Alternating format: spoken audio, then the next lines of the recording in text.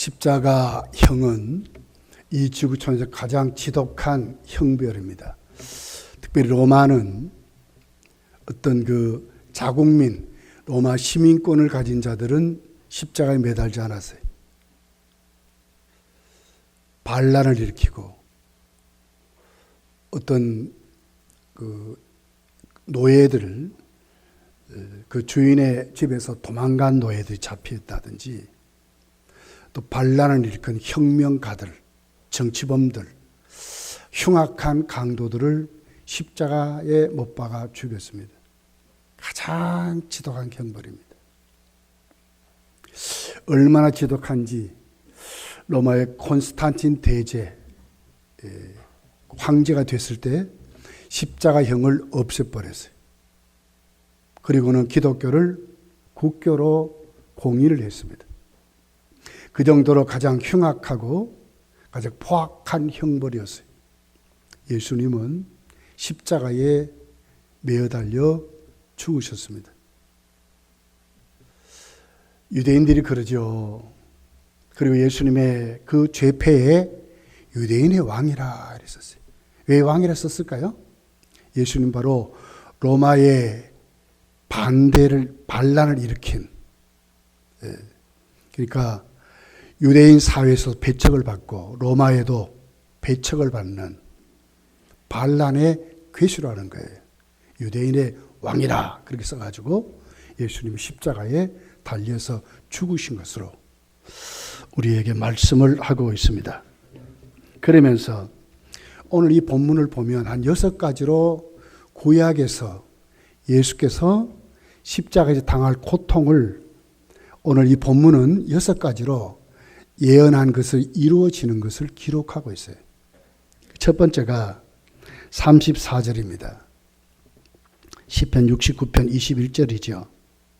쓸개 탄 포도주를 십자가에 못 박힌 주님에게 드리는 것으로, 그렇게 해서 구약 예언이 이루어지는 것을 기록하고 있어요.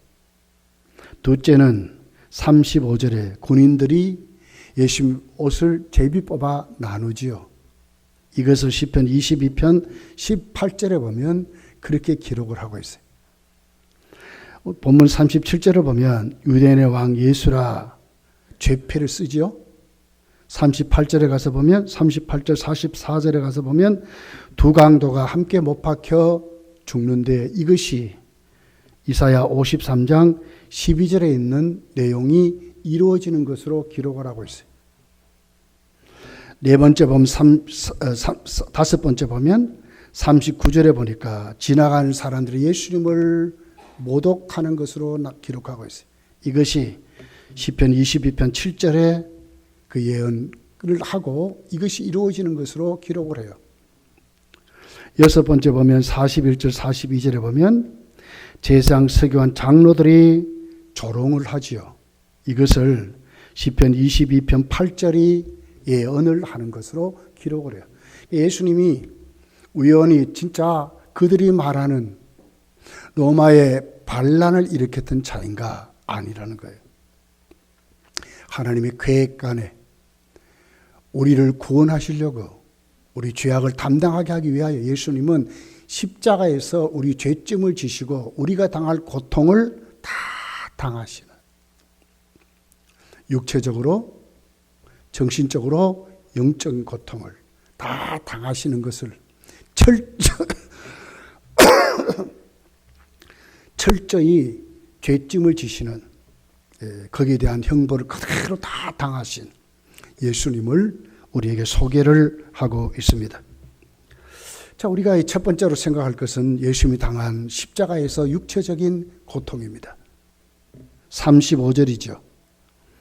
그들이 예수를 십자가에 못 박았다 이러거든요. 십자가에 못 박았다. 형용할 수 없는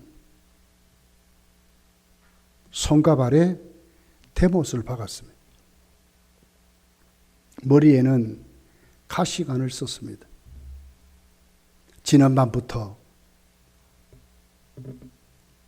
여러분 손톱 하나에 나무 조그만 조각 하나 박혀도 우리 못 베깁니다. 조그만 가시 하나 박히면 그 끄집어내야 됩니다. 아파서. 하물며 예수님은 머리에 전체 가시로 만든 관을 쓰신 거예요.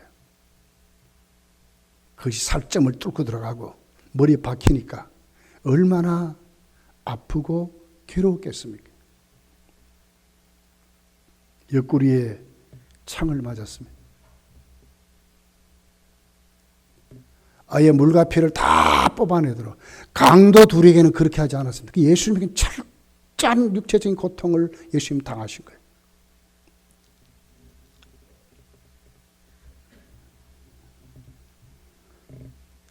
로마의 십자가의 형을 당하면 세 가지 단계를 거친답니다. 하나는 군병들에게 내어줘서 채찍에 맞게 하는 거예요. 예수님 그대로 다 당했습니다. 얼마나 맞았는지. 당신이 지고 갈 십자가도 지고 가지 못했습니다. 얼마나 맞았는지 채찍에. 아주 반 죽여서 데리고 가는 거예요. 이것이 십자가의 첫 번째 단계입니다. 채찍에 때리는 겁니다. 거기에 입회했던 모든 군인들이 한 사람 한 사람 예의 없이 전부 때리는 거예요. 이것이 순서였어. 그리고는 자기가 달릴 십자가를 그 형틀을 치고 가는 거예요. 이게 두 번째 단계입니다. 그리고 세 번째 단계가 거기에 세워놓고 못 박아 죽이는 거예요. 예수님은 다 당하셨어. 전부 다 당했어. 그대로 다 당했어.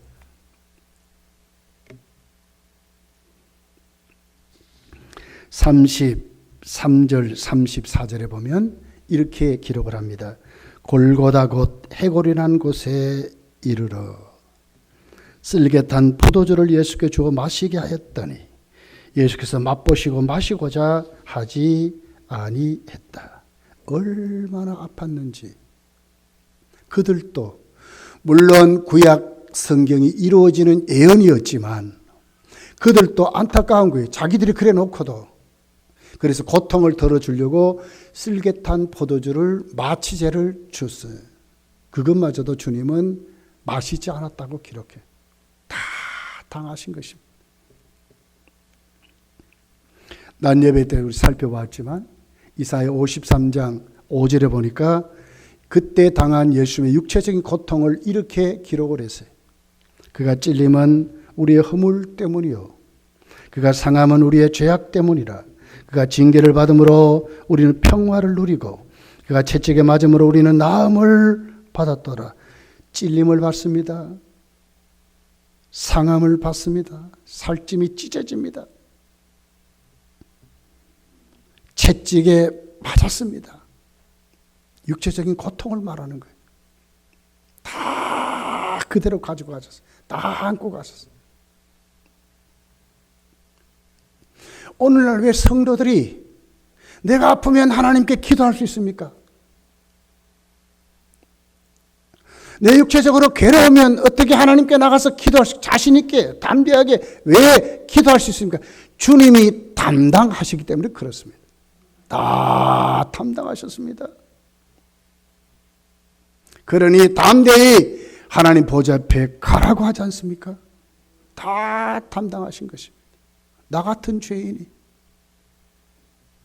하루에 수십 번씩 주님 잃어버리는 저희들이 예수 이름의 권세로 갈 수 있는 은혜는 주님이 당하시기 때문에, 주님이 담당하셨기 때문에 갈 수 있다고 말씀을 하고 있습니다. 써먹기를 예수님 축복합니다. 나가셔야 돼요. 나가셔야 돼요. 하나님께 나가셔야 돼요. 예수님의 이름에 권세가 있어요. 두 번째는 정신적인 고통입니다. 상상할 수 없는 모욕을 당하셨어요. 예수님 누구시죠? 하나님 아들 아닙니까? 경배를 받으시고 찬송을 받으시는, 나의 영광을 우상에게 뺏기지 않는다고 하신 주님이시거든요. 우상에게 내어주지 않는다고 하신 주님이거든요. 근데 철저히 당하셨어요. 35절에 보니까 군인들이 예수님의 겉옷과 속옷을 모두 벗기고 그 옷을 제비 뽑았다고 그럽니다. 얼마나 수치를 당했냐요. 발가벗김을 당한 거예요. 하나님의 아들이 발가벗김을 당했다니까요. 거기에 대한 고통이 얼마나 극심했겠어요.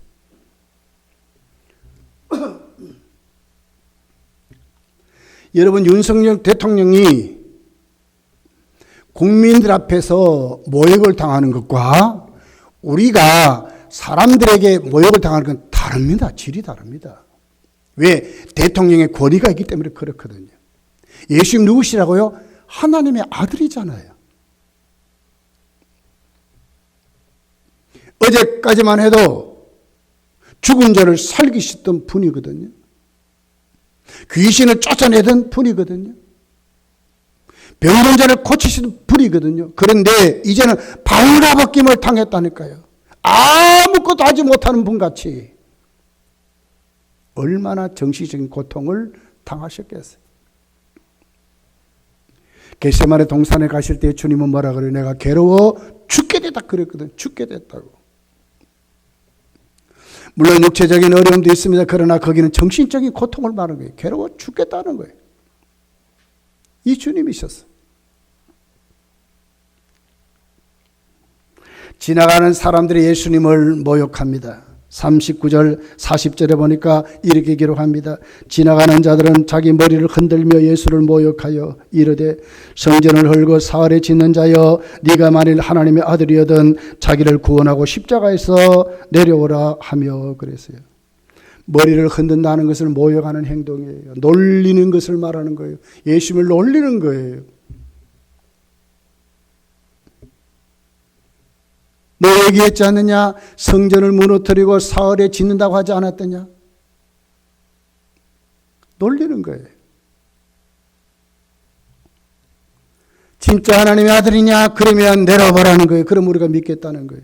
내려보라는 거예요. 만약에 예수님이 뻔때를 보여준다고 내려왔다면 하나님께 바쳐질 속죄 제물은 어떻게 되겠습니까? 히브리서 기자는 말하잖아요. 단번에 드린 제사라 그러잖아요. 당신이 몸을 단번에 드렸다고 그러거든요. 우리가 왜 하나님께 나갈 수 있습니까? 예수님이 바쳐졌기 때문에 그렇습니다. 속죄 제물로 드려졌기 때문에 그렇습니다. 당시의 종교 지도자들도 예수님을 모욕하고 아주 비방하는 말을 합니다. 41절 42절에 보면 이렇게 기록합니다. 그와 같이 대제사장들도 서기관들과 장로들과 함께 희롱하여 이르되 그가 남을 구원하였을 때 자기를 구원할 수 없도다. 그가 이스라엘 왕이로다. 지금 십자가에서 내려올지어다. 그리하면 우리가 믿겠노라. 남을 구원한다 그래놓고 자신도 구원하지 못하는데 어떻게 우리가 믿겠느냐. 가짜다 이 말이죠. 진짜 내려와 보면 우리가 믿겠다고 놀리고 조롱하는 겁니다. 정신적인 고통입니다. 그런데 우리가 오늘 낮 예배도 살펴보았지만 예수님은 한마디도 대답하지 않았습니다. 털 깎는 양같이 예수님은 그렇게 하셨어요. 다 당하셨어요. 다 안고 가셨어요. 우리 온갖 스트레스들, 우리에게 주어진 온갖 두려움들, 온갖 절망들, 좌절들, 이것 가지고 어떻게 우리가 하나님께 나갈 수 있습니까? 그러나 예수 이름 나가면 우리를 고쳐주시고 치료해 주는 줄 믿습니다. 우리 주님이 주신 평강은 세상이 주는 것과 다르다 그랬지 않습니까? 왜요? 주님이 담당하시기 때문에 그렇습니다. 내가 주는 것은 다르다고 그랬어요. 하나님께 갈 수 있고 응답받을 수 있고 위로받을 수 있고 책임받을 수 있고 보호받을 수 있고 하나님 우리를 지키시는 하나님의 권능이 나와 함께 할 수 있는 힘이 어디서 왔습니까? 주님이 담당하셨기 때문에 그렇습니다. 온갖 우리에게 있는 것 다 담당하셨습니다. 세 번째는 영적인 고통입니다. 38절에 보니까 이때에 예수와 함께 강도들이 십자가에 못 박히니 하나는 우편에 하나는 좌편에 있더라. 예수님은 뭘로 박혔어요? 죄인으로 강도보다도 못하게 박힌 거예요. 주님은 죄 없으신 분입니다. 완전한 하나님이고 완전한 인간입니다. 흠도 티도 없습니다. 그 주님이 강도가 같이 못 박힌 거예요. 죄인으로 못 박힌 거예요. 있을 수 없는 얘기입니다. 못 박은 자들이 누굽니까? 죄인들이지 않습니까? 마땅히 지옥 갈 자들 아닙니까? 하나님께 정죄받을 자들 아닙니까? 그들이 지금 예수님을 정죄하고 십자가에 못 박았습니다. 뭘로? 죄인이라고 못 박았습니다.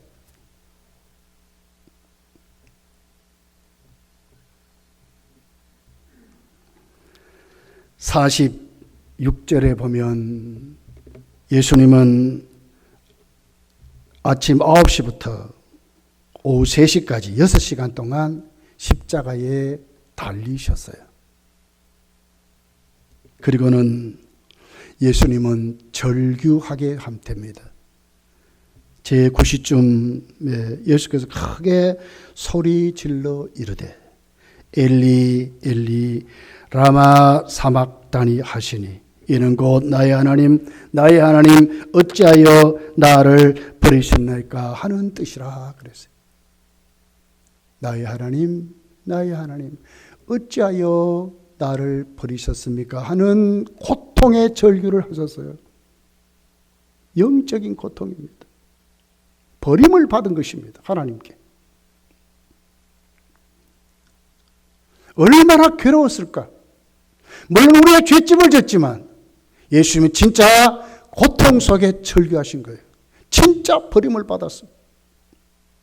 사도 바울은 저주받았다고, 우리 대신 저주받았다고 그랬어요.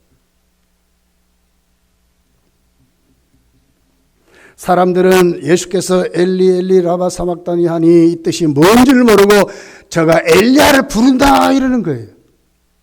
영적인 눈이 감기고 들기가 감긴 그들은 예수님이 외치는 그 소리가 뭔지도 모르고 자기들 입맛대로, 자기들 생각대로, 자기들이 해석한 대로 그냥 막 함부로 말하는 거예요.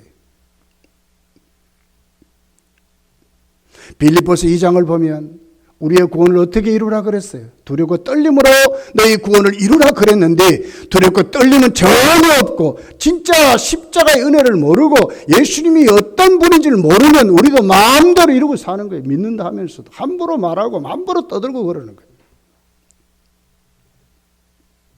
이들이 지금 뭐라 그럽니까? 47절에서 49절입니다. 거기 섰던 자 중 어떤 이들이 듣고 이르되 이 사람이 엘리야를 부른다 하고 그러거든요. 예수님이 엘리야를 지금 부르고 있습니까? 그 중에 한 사람이 곧 달려가서 해면을 가져다가 신포도주에 적시어 갈대 깨어 마시게 하거늘 그 남은 사람들이 이르되 가만두라 엘리야가 와서 그를 구원하나 보자 하더라. 이것마저도 놀리는 거예요. 모독하는 거예요. 그래도 사람은요, 약자를 돕는 그게 있어요. 동정심이 사람에게 있어요. 근데 여기는 동정심마저도 없었어요.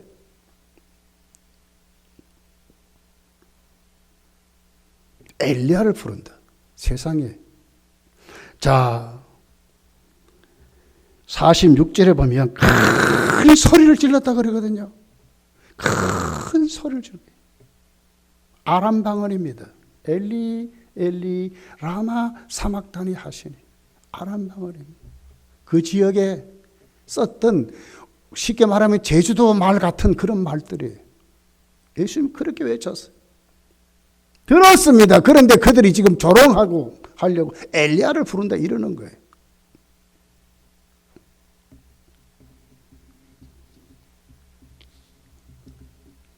시편 22편 1절에 보면 이미 시편 기자는 예언했어요. 메시아가 십자가에서 아버지께 버림받아서 나의 하나님 어찌하여 나를 버리시나이까 하는 것이 이루어질 것으로 예언한 이 말씀이 지금 이루어지는 거예요. 자기 백성의 죄를 지은 그 주님, 그 십자가에서 그 하나님 앞에 그 저주를 안고 지옥에 내려가는 그 고통이 그 영적인 고통으로 저주받은 것으로 최대한 예수님은 그 고통을 지금 절규하는 거예요. 많은 다른 종교가 이 구절을 가지고 예수님 실패자라 그래요. 아버지께 버림받았는데 무슨 그러냐. 이것만 보면 그런 것이요. 그러나 예수님 뭐예요? 부활하셨잖아요. 믿습니까? 부활해 살아나셨다니까요. 거기 어떻게 대답합니까? 예. 살아나셨더니 부활했다. 영원한 생명을 가셨다. 부활의 증인이 얼마나 많습니까? 오고 오는 교회 역사에 얼마나 많은 사람들이 예수님의 부활의 증인들입니까? 직접 목격한 로마 군병들도 있거든요.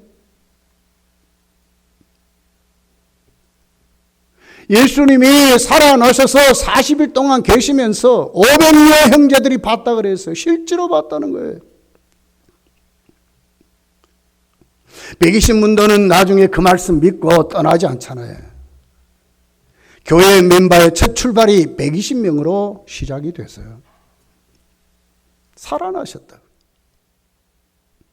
엘리야를 부르는 것이 아니라 하나님 앞에 자기 백성의 그 저주를 안고 가시는 그 주님의 외치심이 이렇게 지금 기록된 거예요.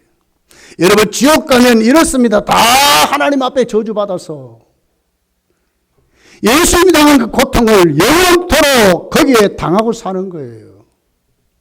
버림받음을 소리소리 지르면서 사는 거예요. 이것이 지옥의 고통입니다. 45절에 보면 제6시로부터 온 땅이 어둠이 임하여 제9시까지 계속되더니 예수님의 그 고통을 자연마저도 어둠으로 깜깜해졌다고 하나님이 심판의 무서움을 이렇게 표현하는 거예요. 그것이 예수님이 당했던 십자가의 고통이었습니다.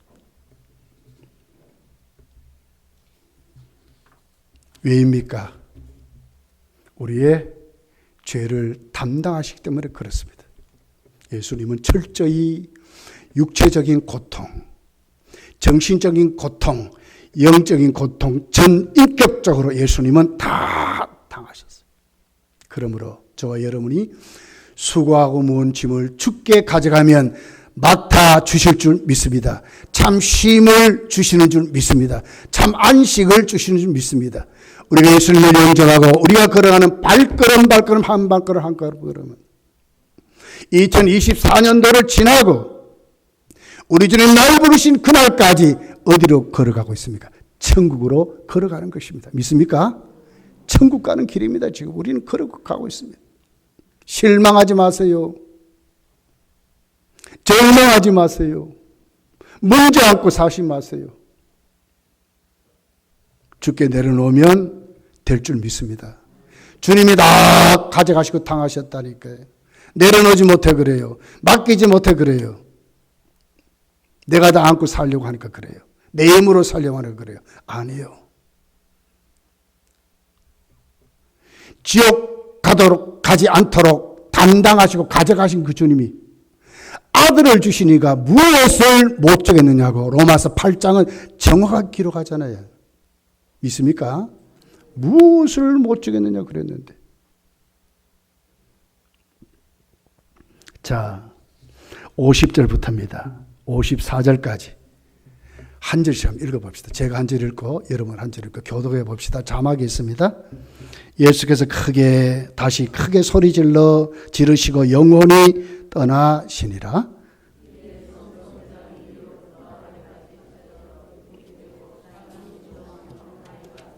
무덤들이 열리며 자던 성도들의 몸이 많이 일어나되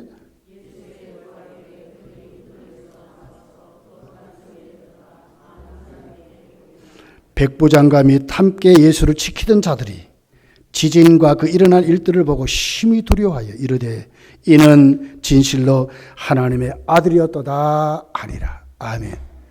하늘길이 열렸습니다. 하나님께 나가는 길이 열렸습니다. 성전에 가로막았던 휘장이 쫙 찢어져 두 조각이 나버렸어요. 담대히 예수 그리스도의 그 공로 의지에서 주님의 이름으로 누구든지 나갈 수 있다는 거예요. 믿는 자는. 있습니까? 믿는 자는. 나갈 수 있습니다. 보여주셨어요. 주님 죽으신 다음에 하나님의 성전의 휘장이 갈라지고는 죽은 자들이 살아났대. 성도들이 살아났다고 그래요. 여기 보세요. 예수의 무덤이 열리며 자던 성도의 몸이 많이 일어났대. 많이. 성도의 마음이 일어났대. 이 부활을 말하거든요. 백부장이 예수님은 하나님의 아들이었다고 그 현장에서 고백하도록 하나님 만들었어요. 여러분의 삶에 여러분 이웃들이 여러분을 보면서 우리가 섬기는 예수님을 그분은 하나님의 아들입니다 하고 믿음의 역사가 일어나기를 예수님 축복합니다. 성도의 살아있는 증거예요.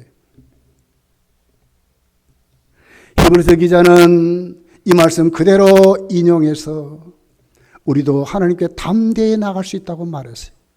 히브리서 10장 19절서부터 25절을 보면 이렇게 기록해요.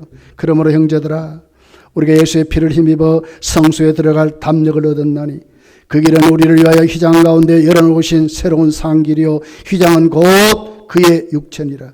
또 하나님의 집 다스리는 큰 제사장이 계시며 우리가 마음의 뿌림을 받아 악한 양심으로부터 벗어나고 몸은 맑은 물로 씻음을 받았으니 곧 참마음과 온전한 믿음으로 하나님께 나아가자. 또 약속하신 이는 믿으시니 우리가 믿는 도리의 소망을 움직이지 말고 굳게 잡아 서로 돌아보아 사랑과 선행으로 격려하며 25절입니다. 같이 읽어보겠습니다. 시작. 모이기를 피하는 어떤 사람 됐을건까지 하지 말고 오직 권하여 그날이 가까움을 볼수록 더욱 그리하자. 이제 우리가 할 일이 남아있어요. 뭡니까? 모이게 힘쓰는 거요. 모이게 힘쓰는 거예요. 모이게 힘쓰는 거예요. 한 주간 새벽기도 특별 새벽기도 나오시기를 예수님 축복합니다. 모이게 힘써야 돼. 모이게.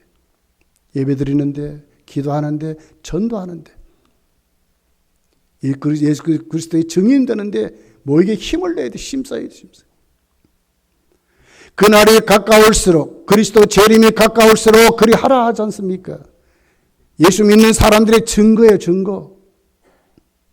교회 다니는 거 아니라니까요. 예수님 믿고 그 말씀에 주님이 십자가에 죽기까지 복종했듯이 우리도 순종하고 가는 거예요. 순종. 이 믿음의 사람들의 모습이에요. 사도 바울의 고백을 들어보세요. 갈라디아서 2장 20절. 내가 그리스도와 함께 십자가에 못 박혔나니 그런즉 이제는 내가 사는 것이 아니요 오직 내 안에 그리스도께서 사신 것이라 믿습니다. 여러분 안에 예수님이 사시는 줄 믿습니다.